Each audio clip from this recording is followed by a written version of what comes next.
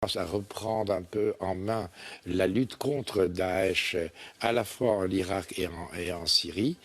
Mais il y a, et vous l'avez bien signalé, guerre au pluriel, il y a d'autres guerres qui se sont engagées. L'ennemi reste, aux yeux d'Erdogan, quand même le peuple kurde. Alors, le peuple kurde, mais il y a quand même factuellement, il y a quelques jours, des opérations qui étaient menées. De quelle nature sont-elles? Les opérations menées par l'armée turque, je dirais, de l'autre côté de sa frontière, Syrie et Irak. Je crois qu'il faut bien voir les faits. Il y a un an à peu près, la coalition qui s'est constituée, comme vous le disiez, l'OTAN fait partie la Turquie fait partie de l'OTAN, donc ipso facto, tout le monde pensait que la Turquie fait partie de la coalition. Et qu'elle allait taper là-bas. Oui, sauf qu'elle n'a ouvert ses bases qu'il y a quelques jours aux avions américains. Donc pendant un an, les bases turques ne pouvaient pas être utilisées par la coalition pour attaquer Daesh. Elle bloquait. Elle bloquait. Elle bloquait complètement. Il faut se souvenir également de l'événement de Kobané.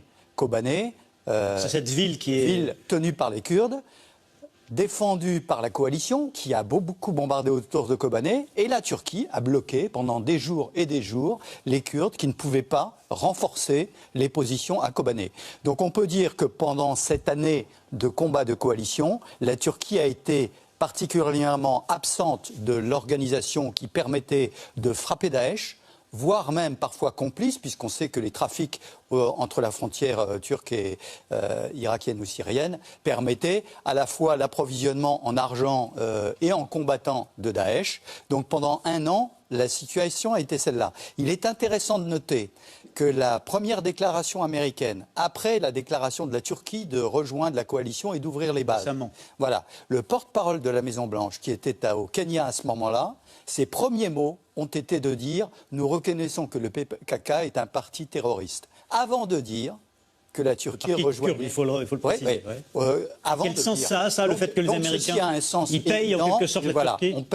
On paye aux Turcs la possibilité d'utiliser des bases qui, sur le plan tactique, n'est pas négligeable. Hein. Les avions, maintenant, peuvent tourner en 20 minutes sur leurs objectifs, ce qui est colossal par rapport aux porte-avions qui coûtaient très très cher. Donc ça n'est pas négligeable. Mais ceci étant, c'est simplement une monnaie d'échange pour permettre, nous en reparlerons probablement plus tard, l'autre guerre contre le PKK. Alors, on va venir à cette guerre, mais Kendal Nezhan, vous dites clairement que la Turquie est en partie une base arrière pour les militants de Daesh. Pas uniquement les militants de Daesh, pour tous les djihadistes. Les djihadistes qui viennent d'Europe et d'ailleurs, ils ne vont pas en Syrie sur un tapis volant. Ils traversent tous la frontière turque.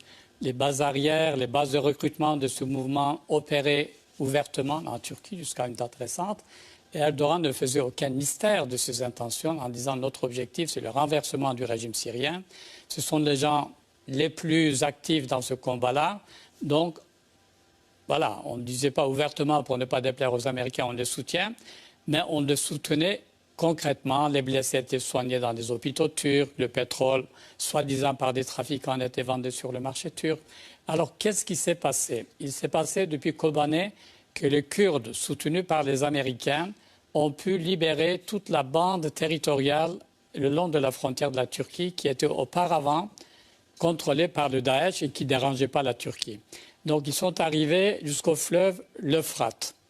Et pour les Américains, l'opération devait se poursuivre à l'ouest de l'Euphrate jusqu'à la jonction donc, au sud d'Antioche.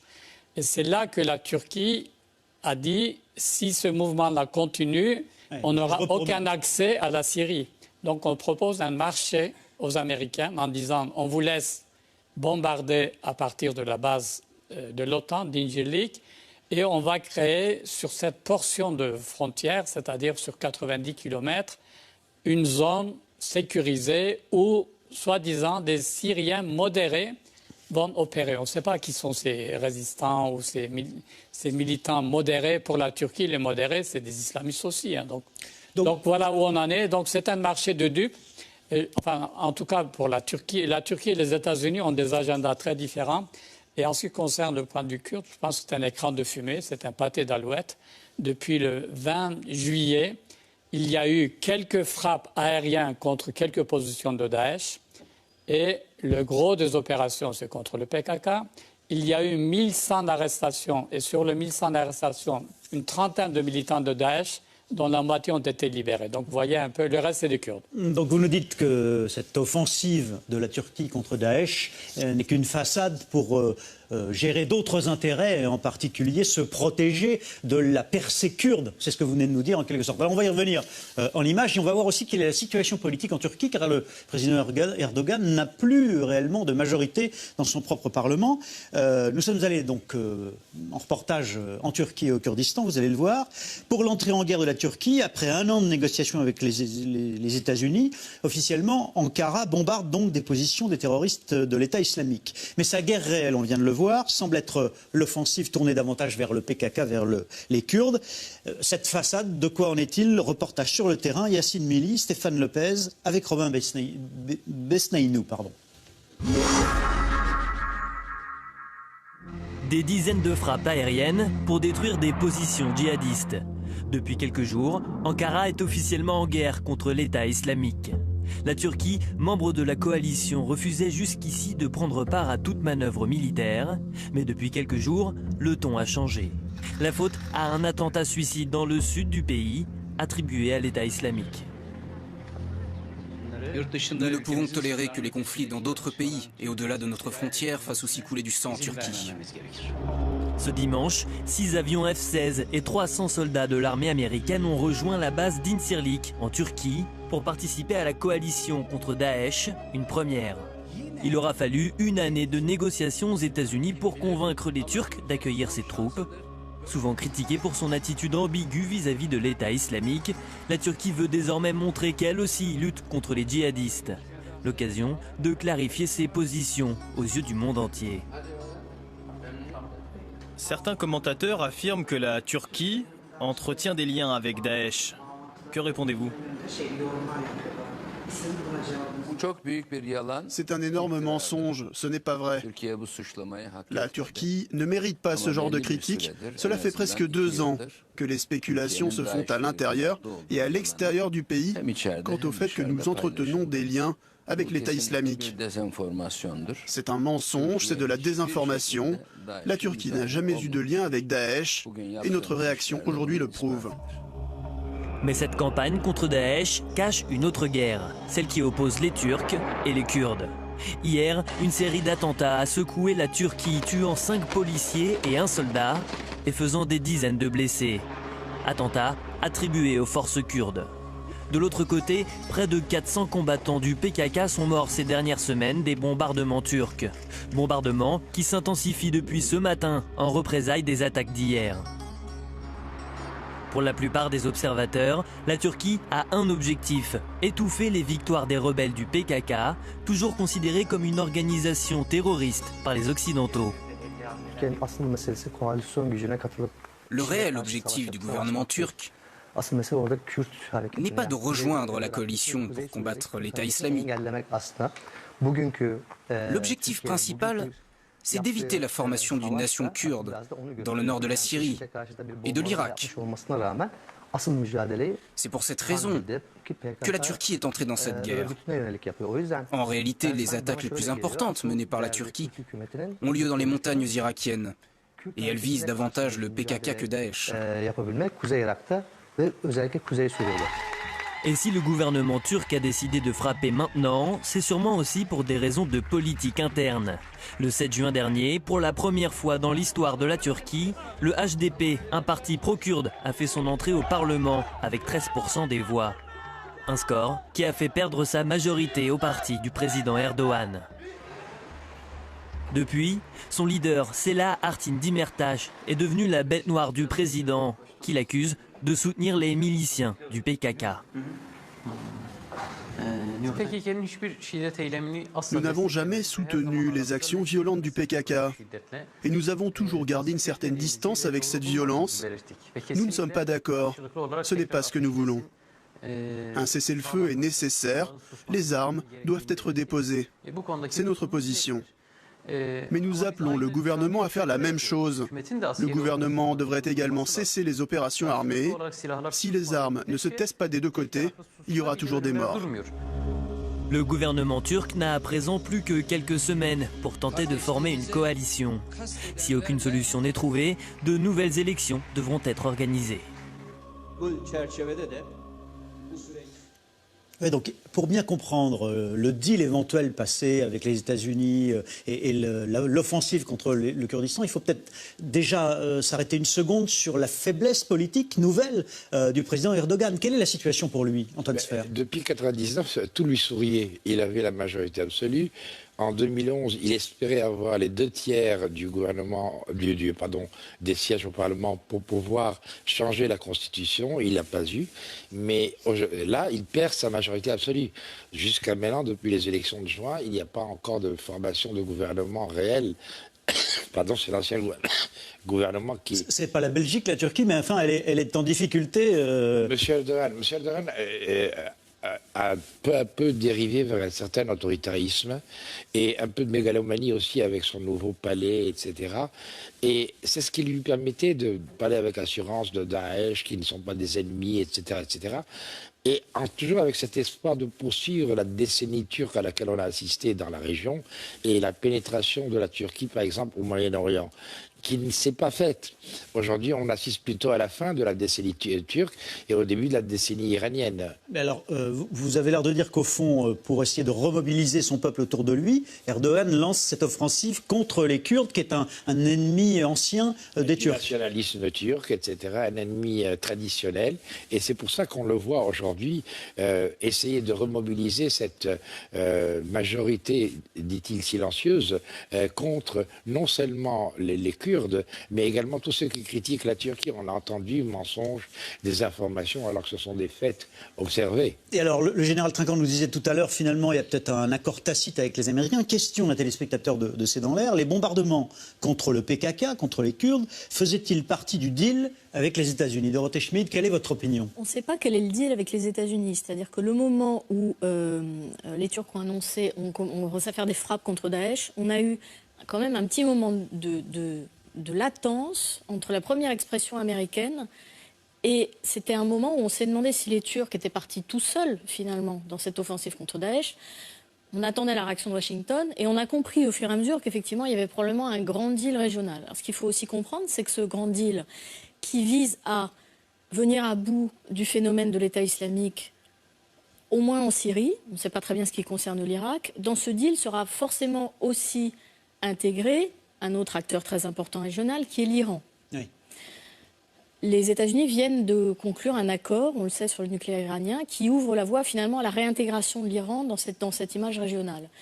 Et à partir de là, il est un petit peu difficile de faire coïncider, comme l'a dit Kendall tout à l'heure, l'agenda turc et l'agenda américain. Un agenda américain qui est un grand agenda régional et l'agenda turc qui concerne en fait les frontières de la Turquie. Ou ce qu'a également très bien expliqué Kendall tout à l'heure, c'est qu'aujourd'hui, la frontière turco-syrienne, elle est presque entièrement tenue par les Kurdes. Vous êtes en train de nous dire, et ça déclenche une crise de paranoïa chez les Turcs, très clairement. Mais donc vous êtes en train de nous dire, au fond, que les Américains essayent de régler leur problème Daesh en passant des accords pour leur permettre à eux de régler leurs problèmes locaux avec d'un côté les Turcs et d'un côté les Iraniens. Oui, il y a une espèce d'accord tactique avec les Turcs qui se fait visiblement aux dépens des Kurdes. Ça, on n'aura jamais les détails explicites de cet accord. On en est réduit aux conjectures. Mais ce que je veux dire, c'est qu'il ne faut pas oublier aujourd'hui que l'Iranien, l'acteur iranien va être absolument indispensable pour arriver à régler la question syrienne. Et c'est pour ça que même si aujourd'hui les Turcs déclarent la guerre contre Daesh et contre les Kurdes, d'abord, contre Daesh, on ne sait pas très bien ce que ces frappes aériennes vont donner, si elles viendront à bon de Daesh. Les Turcs ont fait très peu de frappes jusqu'à présent contre Daesh et beaucoup contre les Kurdes, on l'a beaucoup dit. Oui. L'utilisation de la base d'Inchirik va permettre aux Américains d'avoir... Inchirik, donc dans le sud-est de la Turquie, d'où partent maintenant les avions américains, alors que ce n'était pas le cas. Ça va beaucoup faciliter les opérations américaines, mais apparemment les experts militaires s'entendent sur le fait qu'il faudrait des troupes au sol et une intervention au sol qui pour le moment n'est pas sur l'agenda des Turcs, très clairement. Donc en réalité, on est dans un moment tactique qui va avoir des développements très importants. Et ce que montrait bien aussi votre... reportage, c'est que tout ça est à mettre en lien avec la situation intérieure en Turquie, sur laquelle politique intérieure turque, dans lequel, on vient de le voir, les Kurdes, qui représentent une partie de l'électorat, pèsent maintenant. Les Kurdes représentent entre 15 et 20% de la population en Turquie, c'est quand même très important. Mon général, ce qui est quand même frappant, c'est que la Turquie fait partie à part entière, j'allais dire presque mieux que la France encore, de l'OTAN, et donc est un allié direct des États-Unis. Et il faut des mois et des mois entre deux alliés pour négocier une offensive commune? Oui, bien sûr. C'est de la grosse difficulté avec la Turquie, mais c'est aussi l'importance de la Turquie. Je ne voudrais pas rajouter à la confusion, mais la Turquie, c'est l'allié sud de l'OTAN au sud d'actuellement une zone de confrontation qui est entre la Russie et l'Ukraine. Et pour les Américains, c'est extrêmement important. Vous nous ramenez le conflit ukrainien là-dedans. Dans les nouvelles aujourd'hui, regardez l'accusation américaine sur la destruction de l'avion de transport malaisien par les Russes. C'est sorti aujourd'hui. C'est-à-dire que les Américains laissent entendre que peut-être ce seraient les Russes qui l'auraient. Cette zone de tension est Mais quel rapport avec notre affaire kurde et Non, turque? c'est la Turquie qui est importante pour les Américains. C'est la Turquie. Donc je pense je pense que le deal, même si on ne peut pas le dire complètement effectivement, il est entre le court terme du président Erdogan, qui est ce Parlement, ses élections, son pouvoir intérieur, etc., et le long terme pour les Américains, qui ont effectivement passé ipso facto une alliance avec l'Iran, qui est très opposée à la Turquie. Je rappelle que la Turquie est contre le président Assad, l'Iran soutient le président Assad, enfin tout ceci est assez compliqué. Et donc la Turquie, pour les Américains, est au cœur de toute cette stratégie. De l'alliance avec eux. Donc il faut qu'ils leur lâchent des choses. Ils leur donnent quelque chose pour avoir cette aide contre le Daesh sur le long terme et contre Assad sur le long terme, mais aussi sur le flanc sud de l'OTAN. Ouais. Alors revenons-en peut-être aux Kurdes eux-mêmes. D'abord, quelle est la réalité selon vous du rapport entre les frappes turques contre Daesh et les frappes turques contre le PKK et les Kurdes? Le volume, le rapport, c'est quoi? D'après les infos que vous avez. On n'a pas un chiffre précis, mais tout à l'heure, en donnant l'exemple de Pathet de l'Alouette, c'était vraiment peut-être 5% contre le Daesh, 95% contre les camps du PKK. Alors qu'il y avait une trêve qui durait depuis quasiment 3 ans. Et puis maintenant, hier, un officiel américain, donc du Pentagone, a invité la Turquie à ne pas rallumer la mèche de la guerre civile en disant qu'on a d'autres priorités. Et ça m'a paru vraiment important parce que la priorité des Américains, c'est la lutte contre l'État islamique, contre le Daesh. Et en Syrie, au quotidien, les combattants kurdes et les Américains coopèrent. Les combattants kurdes leur donnent les coordonnées de telle ou telle position de Daesh et l'aviation américaine intervient, les bombarde. Sans ça, ce succès n'aurait pas été possible. Les troupes kurdes sont les troupes au sol de la coalition avec les avions américains. Voilà, c'est les seuls qui ont pu infliger des défaites, qui ont pu faire reculer le Daesh en Syrie. Et donc là, on est dans une situation contradictoire parce que si c'est la Turquie qui a un mot à dire et qui empêche, par exemple, les avions américains partant d'Injilik de venir en aide aux combattants kurdes de Syrie, on ne sait pas ce qui va se passer. Général Trinquant. Oui, Madame soulignait tout à l'heure que le combat sera gagné au sol. C'est une évidence. Les frappes aériennes ne gagneront pas le combat au sol. Or, aujourd'hui, les deux seuls combattants réels au sol sont les Kurdes, de quelque partie qu'ils arrivent, en Syrie et en Irak, et les chiites, qu'ils soient iraniens. Du sud, par l'Iran. Voilà. Et donc, ces deux combattants au sol ne sont pas des amis, c'est le moins qu'on puisse dire, de la Turquie. Donc, il y a une grande difficulté. Pour avoir quelque chose à court terme sur les avions, on n'a pas les combattants au sol, et ces combattants au sol, c'est ceux qui gagneront la guerre. Antoine Sfer. Oui, je crois que la Turquie et l'Iran n'ont pas toujours été ennemis non plus, parce qu'il y a les réalités de la vie. Les réalités de la vie, la Turquie a permis à l'Iran de contourner l'embargo, notamment l'embargo financier avec les banques et tout, etc. Je crois qu'il y a une installation aujourd'hui d'une alliance stratégique américaine pour toute la région, qui comprend aucun pays arabe, mais plutôt l'Iran, la Turquie et Israël. Et ces 3 pays aujourd'hui sont en rivalité. Qui va être le primum inter pares dans la relation avec les États-Unis? Les Turcs sont légitimes à la demander puisque partie de l'OTAN, Israël n'en parlons pas bien entendu, et l'Iran, le nouveau venu en quelque sorte, qui lui peut mettre aujourd'hui sur le terrain énormément de monde, les passes d'Aran, les gardiens de la révolution, l'armée, etc., et encadrer les milices chiites, partis d'Irak comme vous disiez mon général, et qui sont incontrôlables, ingérables. Donc les seuls qui peuvent les contrôler, les gérer, c'est les Iraniens. Voilà la situation sur le terrain. Les seuls qui peuvent aller, vous l'avez dit, aujourd'hui, c'est les Kurdes qui sont déjà sur le terrain, qui ont payé le prix et le tribut. Et on attend les Iraniens, bien entendu, qui aillent. Ça fait partie aussi de ce qu'on appelle le deal entre les Américains et les Iraniens. Oui, alors, Kendall Nezon, d'abord, peut-être cette question, mais qu'est-ce qu'on dit, de quoi parle-t-on quand on parle des Kurdes? D'abord, régionalement, géographiquement, de quoi parle-t-on? C'est en Irak, c'est en Iran, c'est en Syrie, c'est en Turquie, le Kurdistan, c'est quoi? C'est où? Kendall Nezon va nous répondre. Écoutez, depuis que les frontières ont été tracées par la Grande-Bretagne et la France au lendemain de la Première Guerre mondiale, les années 20, alors 1920. Voilà, les Kurdes sont divisés entre ces 4 pays, avec aussi des colonies dans l'ex-URSS. Mais la plus grosse partie du Kurdistan, c'est où? La moitié des Kurdes vivent en Turquie. On estime les Kurdes de 35 à 40 millions de personnes à l'heure actuelle. 40 millions, oui. Et selon les chiffres de la Commission européenne en 2004, il y a de 14 à 18 millions de Kurdes en Turquie. D'accord. Donc ils sont citoyens turcs. Ils vivent en Turquie. Une partie d'entre eux, d'ailleurs près de la moitié, vivent maintenant dans les grandes métropoles turques à cause de la guerre, de la situation économique. Ce qui fait qu'en Turquie, il y a 2 problèmes kurdes. C'est-à-dire que ce qui se passe, la guerre dans les provinces du Kurdistan peut éventuellement être occulté, mais dans les métropoles comme Istanbul et ailleurs, les Kurdes vont manifester. Et donc, on ne peut plus cacher les choses comme on l'a fait dans le temps. Et alors, les combattants... Il y a 10 millions de Kurdes en Iran, on en parle très peu. Il y a 6,5 millions en Irak. Et les Kurdes d'Irak défendent leur territoire. En luttant contre l'État islamique avec tant de détermination, ils défendent leur liberté, leurs institutions. Et en Syrie, c'est autour de 2,5 millions de Kurdes, peut-être 3 millions, et qui sont sur une bande territoriale discontinue parce que la France a tracé la frontière le long d'un chemin de fer. Il n'y avait pas de fleuve, et donc voilà. Donc quand on parle d'un Kurdistan relativement autonome, c'est surtout en Irak, cette partie où il y a un Kurdistan autonome en quelque sorte. Il y a déjà un Kurdistan plus qu'autonome, quasi indépendant, avec son parlement, ses institutions, ses aéroports. Et puis, dans le Kurdistan de Syrie, il y a toute une région. Donc, sur les 3 cantons kurdes sont autogérés par les Kurdes depuis maintenant 3 ans, 4 ans. Et donc la crainte de la Turquie, c'est de voir ces combattants du Kurdistan autonome gagner du terrain en Syrie, gagner du terrain un petit peu partout à sa frontière, c'est ça? Et la crainte surtout, dont Schmitt l'a bien rappelé, c'est que tout d'un coup, la frontière avec la Syrie serait tenue par les Kurdes et non pas uniquement, ce qui interdirait un peu à la Turquie de pouvoir contrôler et de pouvoir rentrer et de pouvoir agir à l'intérieur de la Syrie comme il l'avait fait jusqu'à maintenant depuis 4 ans. Et c'est ça la crainte aujourd'hui de la Turquie.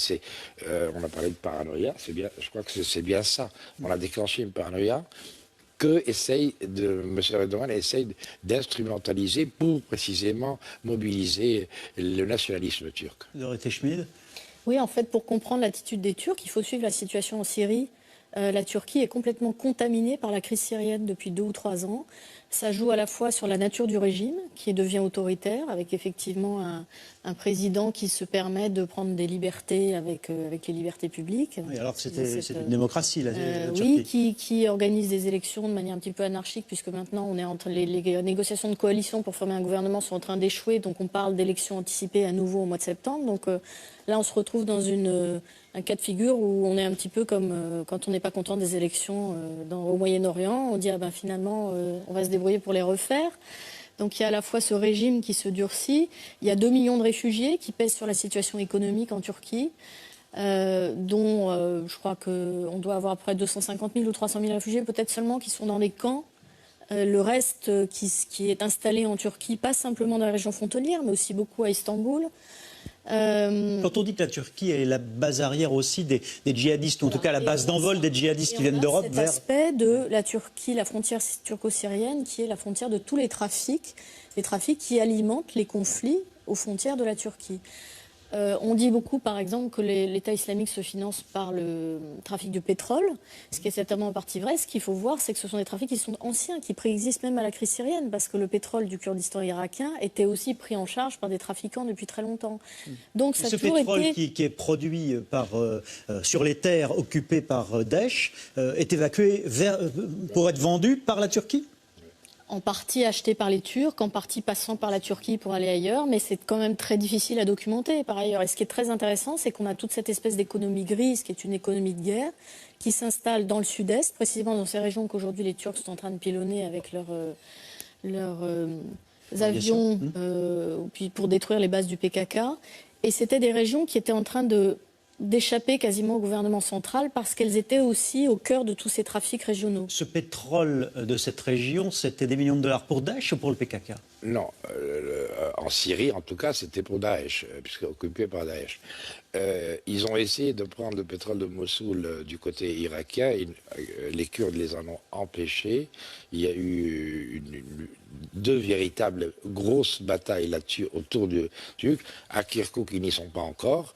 Donc, il y a aussi aujourd'hui, dans les bombardements de la coalition, pas les puits, mais surtout la raffinerie en Syrie, et puis ensuite les pipes. Donc il y a un gros enjeu, que ce soit les raffineries, les puits et les pipes pétroliers sur place. Qui sont visés par les bombardements de la coalition. Dans la guerre actuelle. Tout ça entretient tous les acteurs de cette crise. C'est ça le drame, c'est qu'effectivement, on a une situation qui est avec un front très évolutif. Et dans cette paranoïa, entre guillemets, citée à l'instant par Antoine Sfer de la Turquie, il y a la crainte aussi que le PKK s'équipe ou puisse trouver des puits et donc des réserves pétrolières et donc en dollars pour lui à l'avenir?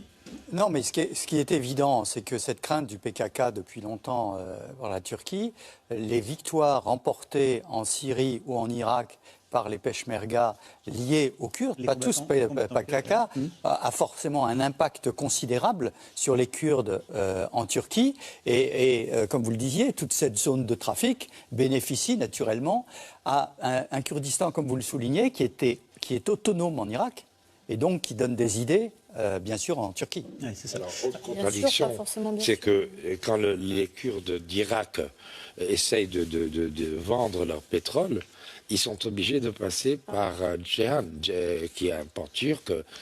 Donc les Turcs aussi font attention à faire la différence entre le PKK, le peuple kurde, etc. Oui. C'est vrai que c'est un peu confus et compliqué, mais il est certain que les intérêts économiques sont aussi également un enjeu central. Alors on va revenir sur les combattants kurdes eux-mêmes pour essayer de comprendre pourquoi ils sont engagés eux-mêmes. Ils défendent leur autonomie, mais pas exclusivement, dans la lutte contre Daesh. Le vieux conflit entre les Kurdes et les Turcs s'était apaisé, on l'a dit par ailleurs, depuis 3 ans. Et il vient de reprendre, la Turquie, redoutant de voir une nation kurde, vous l'avez bien expliqué, devenir autonome. Mais ce conflit, précisément, durait depuis 30 ans. Reportage au Kurdistan, Yacine Mili, Stéphane Lopez.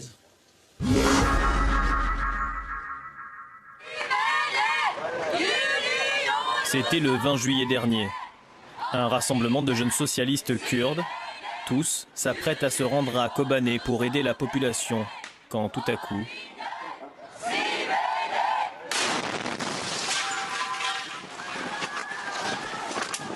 un attentat attribué à l'État islamique qui a coûté la vie à 32 personnes.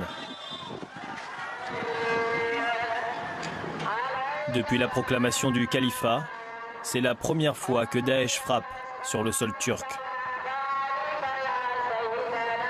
Mehmet, lui, fait partie des miraculés. La bombe a explosé précisément ici, juste là, dans cette zone. Il y avait des morceaux de corps partout, jusqu'au fond du jardin.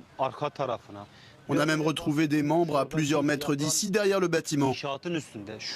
Il y en avait aussi dans les rues, et un peu partout dans le quartier, c'était un vrai massacre. Quand la poussière est retombée, je suis sorti, et j'ai vu la tête d'une personne qui avait été décapitée. Une attaque qui a plongé la Turquie dans une guerre ouverte contre Daesh. Mais pour Ankara, il y a un autre ennemi à l'intérieur même du pays. Ce sont les combattants kurdes du PKK. Depuis l'attentat, le PKK multiplie les exécutions de policiers et de gendarmes turcs. Il les accuse de ne pas empêcher la progression des djihadistes.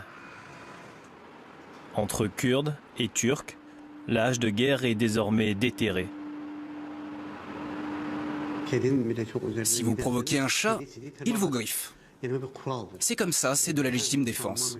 On ne peut pas encore parler de guerre civile.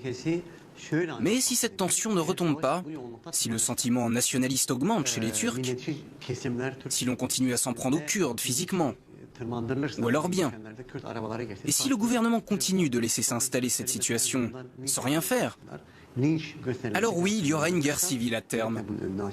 C'est un vrai risque. En attendant, sur le front, les combattants kurdes du PKK partis combattre en Syrie tombent les uns après les autres. Kadriye Kouitou a perdu sa fille sur le champ de bataille. Il y a quelques mois, celle-ci décide d'aller combattre les djihadistes à Kobané aux côtés des combattants kurdes de Syrie. Mais c'est dans un linceul qu'elle rentrera chez elle. Ma fille est morte. Parfois, je me dis que j'aurais préféré mourir plutôt que d'avoir à affronter cette peine. Mais vous savez, au fond, ce que je veux maintenant, c'est juste qu'on arrive à une solution. Je veux que les Turcs et les Kurdes négocient. Je ne veux plus que le sang soit versé, d'aucun côté. À la frontière avec la Syrie, la population kurde vit aujourd'hui dans la peur. Coincée entre la barbarie de Daesh d'un côté et la nouvelle menace turque de l'autre, ces réfugiés de Kobané sont pris au piège. La vie quotidienne, elle, est toujours aussi pénible. On vient prendre de l'eau tous les jours pour la ramener dans nos tentes. À Kobané, c'était pareil. Nous n'avions pas d'électricité depuis 3 ans. C'était dur. Aujourd'hui, Resmé a peur pour sa famille. Peur d'être à nouveau une cible, mais cette fois en Turquie, là où elle avait trouvé refuge.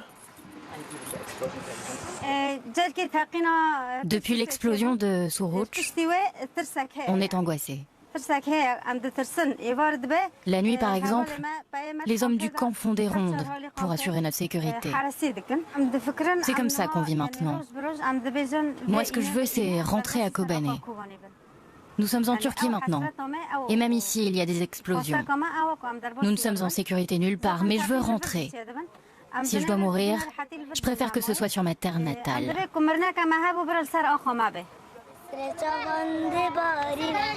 Après 2 ans de trêve entre le PKK et le gouvernement turc, les armes sont bel et bien ressorties. La reprise d'une guerre sans fin. Depuis 1984, le conflit entre Kurdes et Turcs a fait 45 000 morts.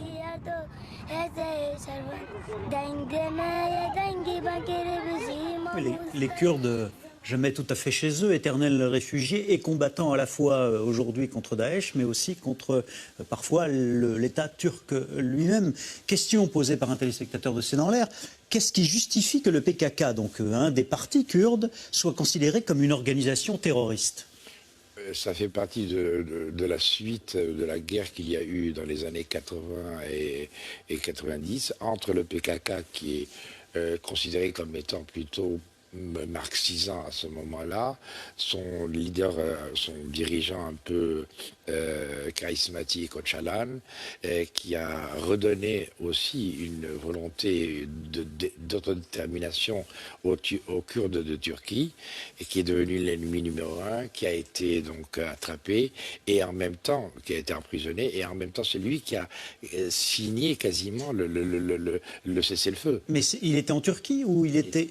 Quand il a été attrapé, oui. Oui, mais donc le PKK est un parti qui s'est développé d'abord en Turquie ? Oui, bien entendu, surtout en Turquie. Mais alors, essayons de répondre un peu plus précisément à cette question. Qui a défini que le PKK était une organisation terroriste ? Les États-Unis, l'ONU, et pourquoi ? Non, ça a été à la demande de la Turquie. Et les Kurdes sont devenus une variable d'ajustement de la diplomatie. Alors, quand on ne pouvait pas leur faire plaisir dans d'autres domaines, l'Allemagne, la France était avec M. Charles Pasqua. La Turquie voulait acheter des hélicoptères, Tansu-Çiller est venu en France. Donc M.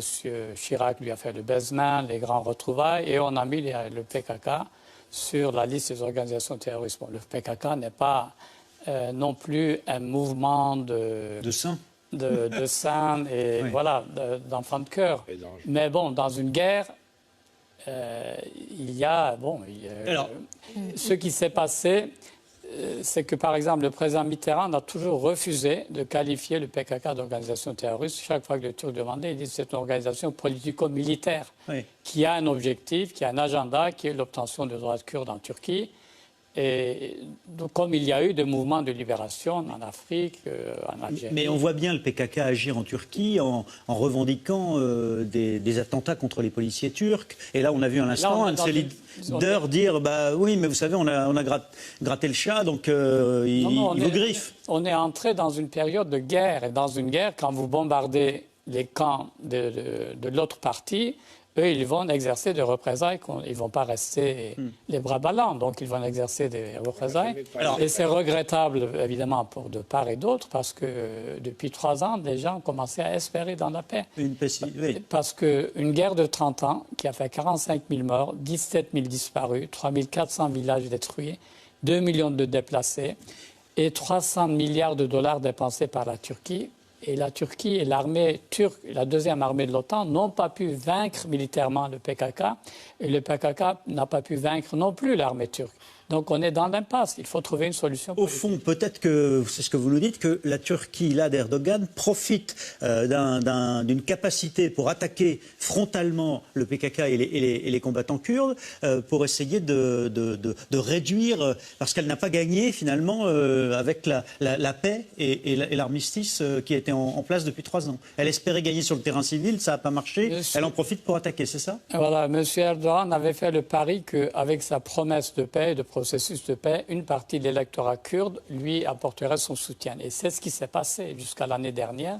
Si M. Erdogan et son parti ont eu la majorité, c'est à grande partie grâce à l'électorat kurde qu'il l'a soutenu parce qu'il croyait dans ses promesses de paix. Mais en octobre dernier, quand il y a eu le siège de cette ville kurde syrienne et quand devant les caméras du monde entier, on a vu la Turquie rester inactive et laisser Daesh agir. Laisser Daesh agir et empêcher les volontaires kurdes d'aller défendre la ville. Donc, le jeu a été fait. Les gens de Kurdes ont dit, donc maintenant on connaît les vraies intentions d'Erdogan. C'est pour ça qu'aux élections de juin dernier, les Kurdes ont massivement voté pour le parti pro-kurde. Et ces votes qui ont manqué au parti de M. Erdogan ont fait que son parti n'a plus de majorité. Et Erdogan traite les Kurdes maintenant d'ingrats en disant « mais oui, avant votre langue était interdite, moi je l'ai autorisée, il y a une chaîne de télévision dans votre langue, et avec tout ça, vous n'avez pas voté pour moi ». Donc maintenant, il compte sur l'électorat nationaliste turc parce que son gouvernement, enfin son Premier ministre, peine à former une coalition. Pourquoi peine-t-il?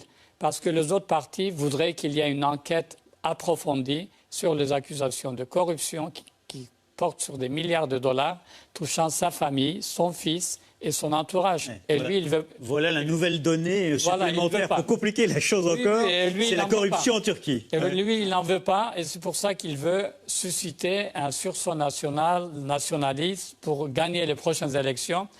En résumé, c'est la carte « moi ou le chaos ». Et donc, si on n'a pas un gouvernement fort, vous allez avoir le chaos. Alors, en général, juste une question. On a cité il y a quelques minutes le président Mitterrand, qui est le président Mitterrand. Danielle Mitterrand, son épouse, est allée plusieurs fois au Kurdistan. Il y a beaucoup de sénateurs, comme le sénateur Montesquieu, qui essayent de rapprocher la diplomatie française du Kurdistan et du PKK. Pourquoi est-ce que la France a un tel lien avec les Kurdes? Pas du PKK, du Kurdistan irakien. D'une autre partie du Kurdistan, d'accord. Alors précisément, dites-nous. Je crois qu'il va falloir qu'on essaie de clarifier un petit peu les différences aussi entre Kurdes. C'est-à-dire que le PKK, c'est une organisation de guérilla marxiste-léniniste séparatiste au départ, qui a déclaré la guerre à l'État turc. Et c'est pour ça que l'État turc a tout fait pour qu'elle soit inscrite sur la liste des organisations terroristes par Washington et par les Européens. C'est aussi une organisation qui a des branches assez actives en Europe, qui ont pu, à certains moments, poser des petits problèmes aux États européens. Et aujourd'hui, si on a une réaction tellement forte des Allemands face à cette espèce de guerre dont on ne sait pas très bien si c'est contre Daesh ou les Kurdes qui a été déclenchée, c'est aussi parce qu'il y a beaucoup de Kurdes en Allemagne et qu'Angela Merkel est un peu inquiète des répercussions sur son propre sol, sur ce que ça pourrait donner, pour simplifier l'image. Il y a des Kurdes aussi en Europe. Mais avec qui, alors, sommes-nous amis, si ce n'est pas avec le PKK? Non, mais je pense que, comme vous le soulignez, il y a le problème interne, il y a le problème interne turc, qui est que le pari fait par M. Erdogan aujourd'hui, qui a réussi à faire classer ce que d'aucuns pourraient traiter été un parti de résistance en terroriste. Le jeu entre les deux mots est une pratique courante depuis quelques dizaines d'années. Et donc aujourd'hui, la Turquie s'appuie sur le fait qu'ils ont été classés comme des terroristes. Et donc sur cette base-là, n'acceptant pas le vote, en fait c'est ça le fond du sujet, n'acceptant pas le fait que des électeurs ne puissent pas voter pour le sultan en place aujourd'hui à Ankara, il veut organiser des élections pour essayer de revoir la mise de... Et c'est intéressant, je cite le sultan, c'est pas par hasard, parce que nous parlions tout à l'heure des frontières d'il y a un siècle qui ont été imposées par les Britanniques et les Français après la Première Guerre mondiale, au moment de l'éclatement de l'Empire ottoman. Et nous avons d'un côté le sultan et de l'autre côté le calife. Et c'est intéressant de voir ce retour de l'histoire faisant exploser les frontières et voulant revenir d'un côté à une Turquie forte et de l'autre côté à une explosion des frontières s'appuyant essentiellement sur un islam wahhabite très extrémiste. C'est quand même que les Kurdes participent à cet éclatement des frontières. Oui, bien Il faut sûr. quand même le souligner. Mais c'est aussi une partie de la problématique. Regardons la carte et on le comprend. Parce que, évidemment, on sait bien que tout ça est confus, mais tout de même, je voudrais, sans que l'on ait toute la carte politique kurde, qu'on comprenne qu'il n'y a pas que le PKK et qu'il y a d'autres combattants. Avec qui sommes-nous amis, nous, les Français, au Kurdistan? Aujourd'hui, nous sommes amis d'abord avec les Peshmerga qui combattent en Irak et en Syrie. C'est clair. Ce sont donc les forces d'autodéfense du gouvernement régional du Kurdistan irakien. D'accord, donc c'est une sorte d'armée régulière. Et là, nous faisons comme les Américains, nous les formons, nous les entraînons, on leur a livré de l'armement. Donc tout ceci est fait depuis 1 an. Donc là, clairement, pourquoi? Parce que ce sont les seules forces au sol qui peuvent combattre. Nous aidons également de l'autre côté le gouvernement irakien en formant une brigade en particulier pour pouvoir attaquer par le sud, j'allais dire les Peshmerga attaquant par le nord, ce sont toujours les seuls combattants et il se trouve que l'intérêt en Irak au moins, c'est de ne pas avoir que des Peshmerga et des chiites, mais d'avoir aussi des sunnites, c'est-à-dire des sunnites qui s'opposent à Daesh. Et là, c'est beaucoup plus compliqué compte tenu de l'attitude ancienne du gouvernement irakien. Antoine Sfer.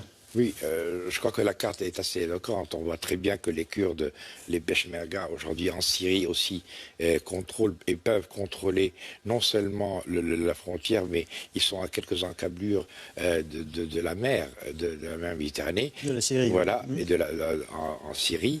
Le Kurdistan historique, on l'a en vert ici. N'oubliez pas qu'en 1927, il y a quand même une résolution de la SDN qui reconnaît le Kurdistan. Même si le pays qui n'existait que sur le papier est éclaté. Et alors, ce fameux Kurdistan un peu autonome, où est-il sur cette carte, dans cette zone verte? C'est en Irak. C'est juste en Irak. C'est la partie autour de Mossoul. Mossoul, exactement. Là, quand on approche de Bagdad, on est à la limite des 4 provinces sunnites à Bagdad. Mais c'est là aussi où Daesh est fort. Alors, Daesh est fort précisément parce que c'est à partir des relations tribales entre les tribus sunnites des 4 provinces et l'Arabie saoudite, bien entendu, à un moment donné, que Daesh a été nourri en argent et bien entendu en armes. Et à partir de là, aujourd'hui, les tribus se rebellent contre aussi Daesh. Mais une des capitales de Daesh, c'est Mossoul, non? Non. Non, pas encore. Pas encore. Mossoul est aujourd'hui... Mais ils tiennent Mossoul. Oui, ils tiennent une partie de Mossoul. Il y a quand même toute la banlieue sud et ouest. Le califat a été déclaré où, Antoine? Le califat a été déclaré à Raqqa. À Raqqa. Donc tout ça pour dire que les combattants du Kurdistan autonome sont en première ligne face à Daesh. Depuis le début. Et en Syrie, vous voyez très bien, juste au milieu de la carte syrienne, vous avez ce point noir qui désigne Raqqa, qui est aujourd'hui le rassemblement, la capitale que voudrait constituer le califat, concernant le califat islamique. Alors, mon général, juste une question. Oui. Où, aujourd'hui, se trouvent les soldats français et américains au sol, quand ils sont, forces spéciales, en train de former, par exemple, des unités, d'entraîner les Peshmerga ou alors les Iraniens? La formation se fait au Kurdistan, je parle pour les Français, bien sûr, au Kurdistan et autour de Bagdad, puisqu'il y a 2 actions de formation, l'une auprès des Peshmerga et l'autre auprès de l'armée irakienne. Je rappelle, vous citiez tout à l'heure Mossoul. Mossoul est un peu une clé. Le jour où l'armée irakienne grâce à des combattants sunnites, et non pas seulement grâce aux Iraniens et aux forces chiites, sera capable d'attaquer Mossoul, on aura fait un grand pas. Ça, c'est le premier point. Le deuxième point, ce sont les Américains. Les Américains ont fait un raid très intéressant il y a plusieurs semaines maintenant, dans lequel ils sont allés en hélicoptère chercher un dirigeant de Daesh, le prendre, et au passage, assez ennuyeux pour leurs alliés turcs, ils ont découvert que la logistique passait par la Turquie. Et donc ils ont des preuves de ce que la Turquie était bien impliquée. Alors dans toute cette région et cette carte qu'on vient de voir en vert, il y a en particulier des chrétiens, il restait des chrétiens d'Orient. Et si les Kurdes sont ceux qui résistent au sol, vous nous l'avez dit, le mieux aux terroristes islamistes de Daesh, eh bien c'est une aubaine pour les chrétiens d'Orient. Chassés des plaines d'Irak et de Syrie, ils ont trouvé refuge auprès des Kurdes, précisément, des chrétiens catholiques syriaques souvent, martyrisés par Daesh. Par centaines de milliers, ils ont quitté notamment la plaine de Ninive. Sur le terrain, pourcés dans l'air, Yacine Mili et David Lemarchand. Reportage. Il a fait le déplacement de Lyon pour aller à la rencontre des fidèles irakiens. C'est important pour vous, cardinal, de venir les soutenir, se déplacer. Oui, et puis c'est surtout une très grande joie. D'abord leur dire merci, leur dire qu'il y a énormément de monde qui pense à eux.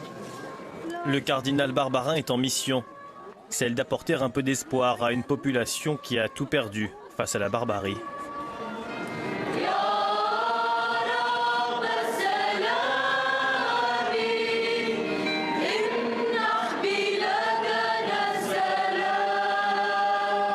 Un an après la proclamation du califat, les chrétiens d'Irak sont toujours une cible pour Daesh. Des milliers d'entre eux ont été contraints de fuir sous la menace djihadiste. Ils ont trouvé refuge ici, à Erbil, la capitale du Kurdistan.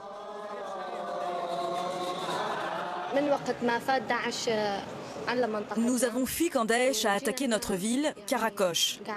Nous sommes venus ici sans rien et nous sommes obligés de vivre ici maintenant. Que ça nous plaise ou non, nous n'avons pas le choix. Notre peuple souffre de cette situation. Nous avons besoin d'aide et de soutien. La situation n'est plus tenable. Personne ne devrait vivre ce que nous vivons. Les chrétiens ont été chassés chez eux à Mossoul. Certains ont été sauvagement assassinés parmi les Coptes, en Libye, etc. Et beaucoup de musulmans aussi ont été assassinés. Donc il y a une violence indescriptible, inadmissible. Tous ceux qui veulent rester ici, il faut évidemment les encourager beaucoup parce que c'est leur terre, c'est leur pays. Ils ont tout à fait le droit de vivre ici. Ils sont chrétiens depuis plus longtemps que nous à Lyon. Hein. Le Kurdistan, une région qui résiste tant bien que mal à l'avancée des djihadistes en Irak. Une région devenue aussi terre d'asile pour les chrétiens. Selon les Nations Unies, il serait près de 600 000 déplacés. Alors pour les accueillir, il a fallu s'organiser. En périphérie d'Erbil, ce camp géré par l'église accueille les chrétiens qui ont fui face à Daesh. Et ici, c'est le père Ibrahim qui est chargé de veiller à l'accueil des familles. Voilà, ici il y a une chambre. C'est une petite chambre, mais je crois qu'elle est assez pour 5 personnes. Et ici, il y a les chambres de famille. Ils s'assoient ici. Ils ont une petite télévision. La plupart des gens, ils viennent de Karakosh. Et il y a aussi de Bartalla et de Mossoul, de Bashika et d'autres, de tous les villages qui sont en planète de Ninive. On a ici 1200 familles, à peu près 5500 personnes. Parmi elles, la famille d'Aïda. Elle a fui Karakosh il y a 1 an, quand l'État islamique a pénétré dans sa ville. Depuis, elle est sans nouvelles de sa petite fille. C'est ma Christina, ma petite fille chérie. Elle a été capturée par Daesh. Ce jour-là, les djihadistes prennent le contrôle de la ville et organisent une chasse aux chrétiens. La famille d'Aïda est conduite dans un bus pour être expulsée. Le chauffeur du bus s'est approché de moi. Je me souviens de son nom, il s'appelait Favel. Il parlait ma langue. Il a attrapé ma fille, je l'ai suivie. Et je lui ai demandé pourquoi il prenait ma fille. Je l'ai supplié 3 fois de me la rendre.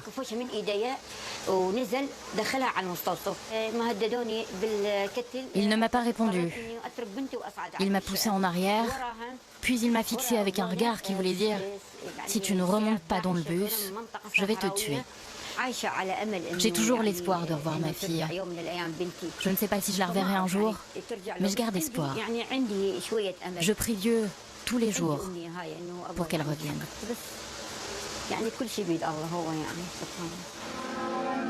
Après un an d'exil, tous ici ne rêvent que d'une chose, retrouver la plaine de Ninive, un des berceaux du christianisme dans lequel plus aucun chrétien ne vit aujourd'hui.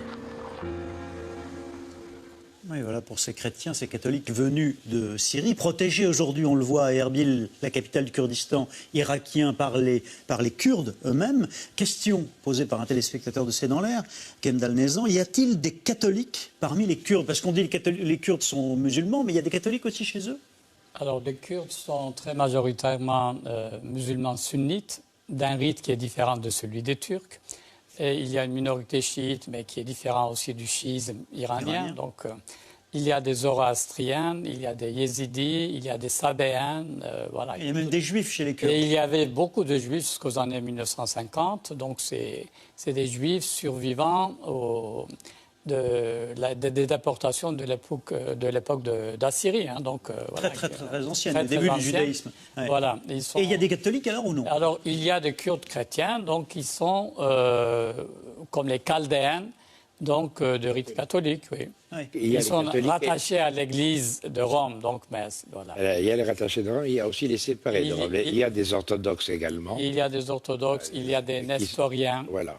Voilà. Mais alors, le patriarcat de Nestorien était au Kurdistan. Et au XIIe siècle, les nestoriens avaient plus d'adeptes que les catholiques. Hein. Donc ils sont allés jusqu'en Chine et jusqu'en Birmanie. Et ça s'est rétréci. En 1914, les assyro-chaldéens, c'est-à-dire les nestoriens et les catholiques chaldéens, se sont retrouvés rattachés à Rome. Ça a été la grande nouvelle de la fin du XXe siècle. Général Trinquant. On est au cœur des 3 religions du livre, et qui se mélangent. Et donc, dans ces villes, aussi bien en Irak qu'en Syrie, vous aviez toutes ces communautés juifs, chrétiens, musulmans, qui étaient dans des villages différents depuis des millénaires. Monseigneur l'évêque soulignait que c'était avant Rome, c'était avant l'islam. Hein, les juifs avant les chrétiens, puis les chrétiens, puis les musulmans. Chronologiquement, c'est ça. Hein. Kendall Nezan, qu'est-ce qui pousse alors les Kurdes à accueillir de cette façon, à être aussi hospitaliers avec les chrétiens? Parce qu'ils ont des réfugiés, bien sûr, mais est-ce que c'est lié au fait que tous les deux sont un peu les oubliés de cette guerre, en quelque sorte? Oh, ben écoutez, je ne pense pas qu'on puisse parler d'hospitalité. Les chrétiens sont chez eux. Ils ont vécu avec les Kurdes musulmans depuis des millénaires sur ces terres-là. Et donc le fait qu'une partie de la communauté soit persécutée dans la plaine de Ninive et qu'elle se retrouve au Kurdistan, c'est tout à fait naturel que les Kurdes les accueillent. Et d'ailleurs, le Kurdistan est la seule terre du monde musulman où on peut construire librement des églises. Il y en a d'autres quand même dans la région. Le Liban. L'Égypte, le Liban. En Turquie, je vois que même pour la réparation d'un monastère, on attend une dizaine d'années. Tout à fait. Avant d'avoir l'autorisation. Oui. Général Trinquant. Oui, en revanche, on peut souligner que les Kurdes ont une tradition, et sont les Peshmerga, une tradition guerrière que n'ont pas les chrétiens de la région. Et donc, cette protection que vous soulignez de voisins est en fait le fait de ceux qui détiennent les armes et qui ont l'habitude de se battre et de ceux qui ne se battaient pas à côté. Et c'est vrai que, souvenez-vous, il y a un an, sur les chaînes en particulier occidentales, tout est venu quand en fait des Kurdes ont lâché pied et ont cessé de protéger un certain nombre de villages chrétiens. Et que les djihadistes sont arrivés là, et c'est à ce moment-là que nos caméras se sont braquées sur la région. C'est à ce moment-là que le PKK est venu à la rescousse. Oui, et est revenu à la rescousse parce que les Kurdes avaient perdu pied. Ils ont eu un moment de grande difficulté quand même. Alors est-ce qu'il y a des combattants chrétiens qui vont finalement intégrer les rangs, qui du PKK, qui des troupes du Kurdistan autonome Dorothée Je Schmitt. ne sais pas jusqu'à quel point cette question est pertinente. Moi, je voulais souligner autre chose, c'est que en Syrie... Je vous la reposerai quand même, je vous ai garanti. C'est juste pour à nouveau reprendre un peu dézoomer un petit peu. En Syrie, on doit être à peu près 250 000 morts. Le bilan est celui-là. Et le nombre des chrétiens est extrêmement minoritaire parmi ces 250 000 morts. Ça, c'est d'ailleurs une ligne systématique que les Turcs mettent en avant. C'est les premières victimes de Daesh. Donc, ils soient chassés de leur terre, c'est pas très des grave. musulmans sunnites, en réalité. Donc, effectivement, on est aujourd'hui dans une espèce de perte de ce qui restait de ces minorités chrétiennes qui pratiquement aujourd'hui ont été éradiquées pratiquement de la région. Enfin, je pense qu'Antoine pourra aussi développer un petit peu ce point, mais là on est dans un moment de nettoyage ethnique massif à l'échelle de la région avec des redistributions, des séparations de population sur des lignes ethniques, culturelles, religieuses. Tout à l'heure, quand on voyait cette carte du Kurdistan, ce qu'il faut souligner pour arriver peut-être à comprendre un petit peu mieux aussi, c'est qu'en Irak, c'est Kurdes contre Arabes au départ. C'est pas une question religieuse. C'est pas. On a effectivement sunnites contre chiites dans le contexte arabe, mais on avait cette opposition très forte entre les Kurdes et les Arabes. Et si aujourd'hui tous ces réfugiés vont au Kurdistan irakien, c'est parce que c'était le seul endroit en Irak qui était stable, qui fonctionnait à peu près, et que finalement c'est presque par défaut qu'ils se sont réfugiés là, comme le soulignait le général, parce que les peshmergas se battaient, et que c'était le seul endroit où on pouvait être sous protection tout court. Mais vous avez très bien formulé vous-même la raison pour laquelle nous semblons insister un petit peu sur les chrétiens, parce qu'effectivement, ici ce risque de un sujet disparition sensible. Mais c'est parce qu'on est dans le cœur du problème que vous posez, de l'enjeu que vous posez, qui est le nettoyage ethnique en ce moment qui est en train de se dérouler là-bas. Alors pardon, mais moi je considère qu'elle est assez pertinente. Ma question, je vous la repose. Est-ce qu'il y a du coup, même s'ils n'ont pas une tradition militaire, aujourd'hui des chrétiens qui vont combattre avec les Kurdes? Alors, marginalement, oui. Il y en a. Il y a eu des reportages qui ont été faits sur des chrétiens qui combattaient, voire même sur c'est un phénomène dont on n'a pas beaucoup parlé, mais d'Européens qui vont les rejoindre pour les protéger également. Mais c'est très très marginal. Oui. D'abord, on parle de très peu de chiffres quand on parle des chrétiens. Ça nous touche parce que c'est très proche de nous. Mais en chiffres, c'est relativement par rapport aux populations musulmanes qui ont été citées. Et c'est horrible de faire ce calcul, mais quand on fait le calcul des morts, il est évident qu'il y a beaucoup plus de musulmans que de chrétiens. On n'est pas là pour faire de la comptabilité. Il y a 15% de la population arabe, donc de tous les pays arabes, qui n'est pas musulmane, et qui n'est ni chiite ni sunnite. Et donc ça compte. Il y a 11 communautés chrétiennes dans cette région, il y a 6 rattachées à Rome, 5 séparées de Rome. Il y a du nombre. Est-ce que vous comptez le Maghreb? Est-ce que l'Afrique du Nord est dans votre comptabilité, Antoine, ou pas?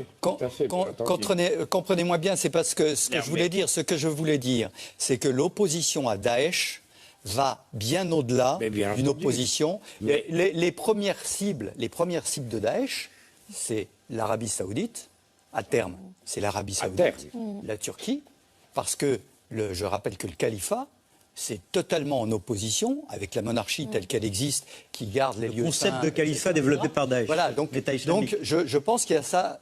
Ce sujet, c'est le cœur du sujet. Et donc, ceux qui combattent Daesh ne doivent pas se tromper de combat, ils doivent défendre tous ceux qui sont contre Daesh. Et dedans, il y a les chrétiens, il y a les Kurdes. Il y a les chiites, il y a les sunnites, il y a les yézidis, il y a plein de gens. Ken Dalnezan. Oui, je voulais parler du rôle des chrétiens aussi dans la résistance kurde. Moi, je me souviens, dans les années 60, la Jeanne d'Arc du Kurdistan, c'était une assyro-chaldéenne qui s'appelait Margaret George. Elle avait une brigade de femmes qui, sous ses ordres, participaient à la résistance contre le régime de Bagdad. Donc, chez les chrétiens de cette partie du monde, en fait, il y a deux traditions. Il y a celle des Assyriens, qui vivaient en tribus, donc guerrières, et qui faisaient des alliances avec les tribus kurdes musulmans. Votre prédécesseur, le général Pierre Rondeau, a écrit un excellent livre là-dessus, Les chrétiens d'Orient. Ils vivaient en symbiose, et on avait des alliances parfois entre les tribus musulmans, kurdes et chrétiens contre d'autres tribus kurdes, etc. Donc ceux-là sont des guerriers. Et parmi eux, il y a quelques milliers qui ont été recrutés, formés par les Peshmerga. Donc, ils participent à la lutte contre le Daesh ou à la protection de leur village et de leur ville. En Syrie aussi, il y a quelques centaines d'Assyriens qui ont été recrutés. Comme à Hasakeh, il y a des ligues de défense aujourd'hui dans certaines villes, à la fois kurdes ou mixtes également, arabo-kurdes, etc., qui aujourd'hui sont constituées aussi par des ligues de défense chrétiennes. Elles sont plus marginales, elles sont de plus en plus importantes aujourd'hui dans les villages, dans les villes, dans certains quartiers particulièrement sensibles aussi. Hasake et la nouvelle Kobané, aujourd'hui, on le voit très bien, qui est menacé. Malheureusement, le chrétien dans cette région du monde, depuis le 7e siècle, vit et naît au bord du précipice et passe sa vie à éviter d'y sombrer, c'est tout. Alors, on va passer maintenant aux questions SMS et Internet de C'est dans l'air en rafale.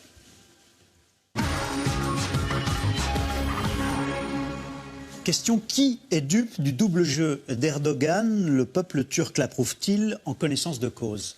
Dorothée Schmidt. L'expression double jeu, à mon avis, est toujours un peu inappropriée parce qu'en fait, la Turquie fait plusieurs choses à la fois. C'est plutôt ça. C'est pas un sentiment de double jeu. Je crois que d'ailleurs, j'ai entendu Kendall dire ça il n'y a pas très longtemps. Il y a toujours plusieurs fers au feu.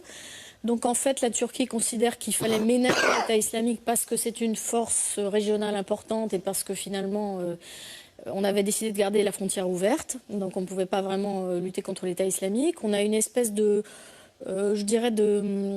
tolérance idéologique aussi qui est due au fait qu'on considère que ce sont eux qui se battent contre Bachar al-Assad. Donc tout ça était vraiment là. Et il y a une chose qu'il ne faut pas négliger, c'est que la Turquie est un pays qui est très anti-américain. L'opinion publique turque est extrêmement anti-américaine. Donc aujourd'hui, ce sur quoi joue Erdogan, ce n'est pas du tout l'idée qu'il y a eu un grand accord avec les États-Unis, même si lui, personnellement, indéniablement, ça le flatte. Et comme le disait Antoine tout à l'heure, on a une espèce de course à l'échalote entre qui sera le premier allié des États-Unis dans la région. Mais ce que voit l'opinion turque, c'est que la Turquie a décidé de faire quelque chose, que le président a une stratégie en Syrie qui va reprendre la main. Et vous pensez qu'il est assez soutenu par son opinion? Je pense qu'il est en train de jouer, comme il le fait depuis plusieurs années, la polarisation de l'opinion et qu'on est aujourd'hui au bord de la guerre civile en Turquie. Ah oui, à ce point. Une guerre entre Turcs et Kurdes, en tout cas, c'est très clair. La peur, ça marche toujours. Hein. Quelle est autre question? Quelle est la position française face à la guerre menée par les Turcs contre les Kurdes, en général? Alors, je ne représente pas la position française sur ce sujet-là. Vous l'observez de très près comme stratège. Je crois que le cessez-le-feu qu'il y avait depuis 2 ans et la possibilité d'entamer un dialogue était très certainement la position préférable. Et aujourd'hui, la radicalisation prônée par le président Erdogan, qui joue sur le cœur, ce que je disais, embête terriblement, parce que c'est de la vision à court terme. C'est essayer de radicaliser pour obtenir des électeurs, et on a fichu en l'air tout un processus qui pouvait déboucher sur quelque chose. Autre question, existe-t-il la moindre chance qu'il y ait un jour un État turc, Kendall? Kurde, oui. Autant pour moi, bien entendu, c'était ça la question. Existe-t-il la moindre chance qu'il y ait un jour un État kurde? Écoutez, il y a un État kurde déjà en Irak, avec 6 millions d'habitants, avec ses richesses pétrolières, le Parlement, le président. Mais ce n'est pas tout le Kurdistan. Est-ce qu'il y aura un jour un grand Kurdistan? Moi, j'ai connu les oppositions dans les pays de l'Est et eux, ils pensaient que c'était impossible qu'on puisse imaginer la fin de l'Empire soviétique. Et puis, bon, ça a éclaté. Ouais. L'ex-Yougoslavie, on nous disait, le président Bush père jurait qu'on ferait tout, enfin, à l'époque, pour garder l'unité de la Yougoslavie. Ça a éclaté, il y a eu des États. Donc, un jour, je pense que les Kurdes vont émerger, mais c'est quand ce jour-là? En tout cas, le 21e siècle verra l'émergence d'un Kurdistan qui ne sera pas nécessairement pas le grand Kurdistan, mais ça sera un État kurde qui donnera aux Kurdes une voix au chapitre, parce que dans le monde actuel, quand on n'a pas d'État, on n'a pas de voix au chapitre. L'autre question, les États-Unis ont-ils de gros intérêts en Turquie, Antoine Sfer? Ah oui, bien entendu, d'abord des intérêts stratégiques.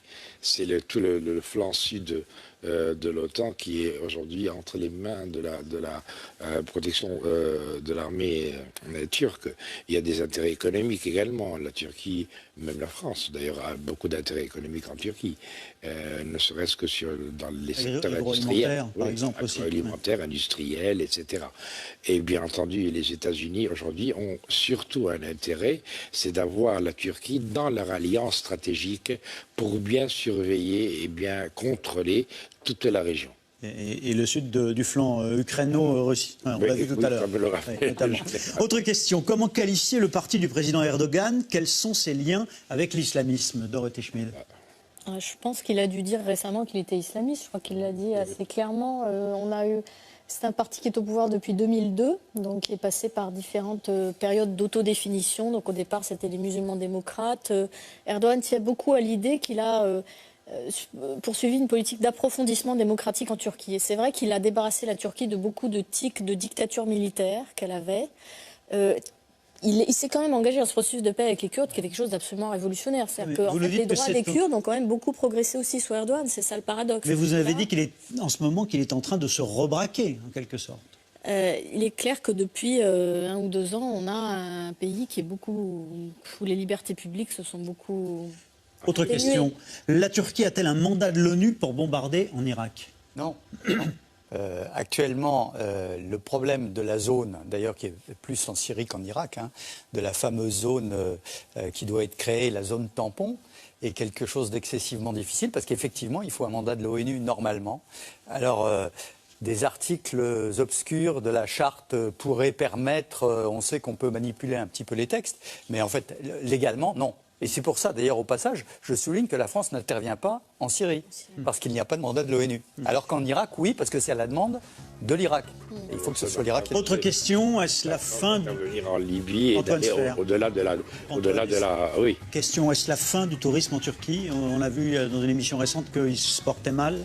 Oui, mais la fin, non, certainement pas, puisqu'il y a toujours cette côte du côté de Bodrum qui attire énormément les Occidentaux. Ils se portent mal parce qu'il y a beaucoup moins de Russes, ils ont moins d'argent pour refaire le lien. Et c'est vrai. Dernière question, Gendal Enzam. Est-ce qu'il y a eu déjà un Kurdistan en tant qu'État, en dehors de l'État autonome actuel?